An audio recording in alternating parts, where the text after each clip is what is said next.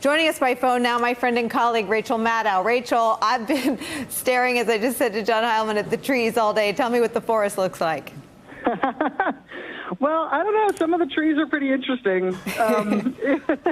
This is a remarkable day. It was, even though Mueller had negotiated for shorter testimony than we might have expected. I kept thinking today about Hillary Clinton and her, whatever it was, 11 hours or 13 hours, whatever it was on Benghazi. This was technically a truncated hearing as per Mueller's negotiations, but it was thorough and long and exhausting. But I was struck, I got to tell you, Nicole, I was struck at the very end when everybody's energy was at its lowest ebb. And Mueller, who clearly, seems like he's missed a step, who clearly seems older, who didn't totally seem on top of everything during the whole hearing. At the very top of Chairman Schiff's last questions at the close of the last hearing, Schiff said, I want to close out my questions, turn to some of the exchange you just had a little bit earlier. From your testimony today, I gather you believe that knowingly accepting foreign assistance during a campaign is an unethical thing to do. And Mueller interjects, and a crime.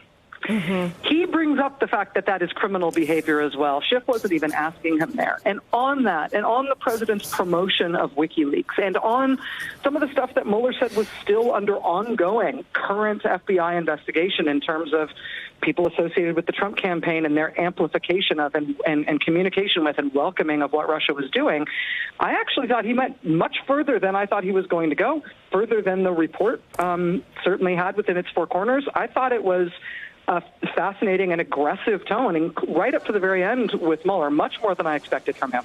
I agree with you, and I also have this sort of admission/confession.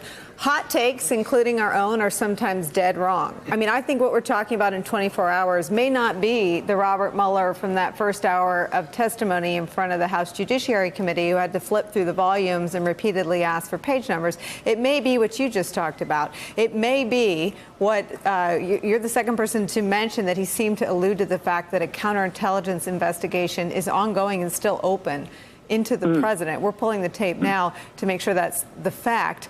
But also these open questions about criminality. I mean, what seems to explain where we are, which is with, I think, fewer than 90 Democrats in the House being in favor of impeachment, is that for some reason they can't come out and say that crimes were committed, that Mueller found that crimes were committed. As you said, not even under pressure or duress, he acknowledged criminal conduct.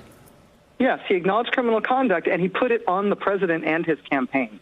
And there were other instances. There was so much back and forth as to whether or not Mueller would be precise as to why he felt constrained that he could not bring an indictment against the president, and whether the OLC memo was the whole reason. There's a lot of that. But what Mueller kept coming back to was the idea that some of this could be criminal behavior. He volunteered at another point in the hearing that while the president couldn't be indicted, that didn't mean that others wouldn't be indicted. And he, again, brought up unprompted the idea that there is ongoing investigation into some of these matters, including the Trump campaign and their interactions with the Russian cutouts and the Russian government that were committing these acts. And that I in a million years, I never expected that we would hear that today from Robert Mueller. And I certainly didn't expect that we would hear that from Mueller after the sort of halting beginning.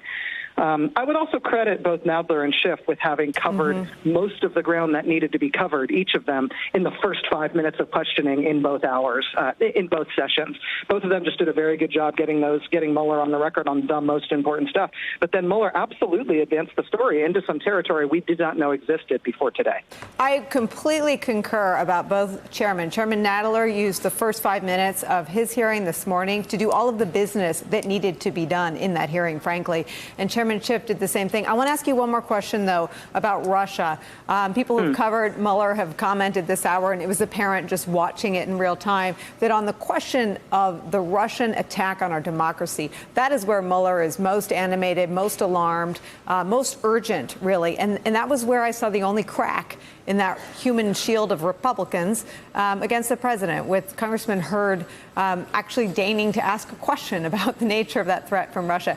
Do you think that this shifts the conversation around Russia as an adversary and a country with designs on attacking our next election? Well, I thought that the starkness of Mueller's warnings about that, the starkness of his assessment. Yes, they're doing it as we speak. Yes, they expect to do it in the 2020 campaign. Credit to Republican Congressman Hurd of Texas, as you say, for engaging with that substantively. I noticed a couple of other Republican members of Congress, though, acknowledging the seriousness of the Russian attack, even if they did it in sort of a pro forma way. That itself, I think, was an advance. There was one Republican member who I won't embarrass by singling him out by name, but embarrassed himself enough by suggesting that the Troll Farm, the Internet Research Agency, maybe wasn't a Russian operation, and that hadn't been proven. He was kind of taking the Concord management side in that ongoing case against the Russian Troll Farm linked to that Russian oligarch. I mean, there's definitely some crazy, like Fox News primetime conspiracy stuff going on among the Republicans, but they weren't all like that. Yes, there was one Republican member who was demanding that there be more citations of Fox News in Mueller's report, which was a laugh out loud moment. But Hurd and a few of the other members were talking seriously about Russia, and I hope that Mitch McConnell heard that and might want to be constructive about 2020. I noted, I can't remember if I said this out loud or not then, but I will now, that if they weren't in Congress, people might worry about them. Rachel, I know what you're usually doing at this hour, so I'm really grateful that you spent a few minutes with us. I will be watching tonight at 9, as I always am, my friend. Thank you. Thank you so much, Nicole.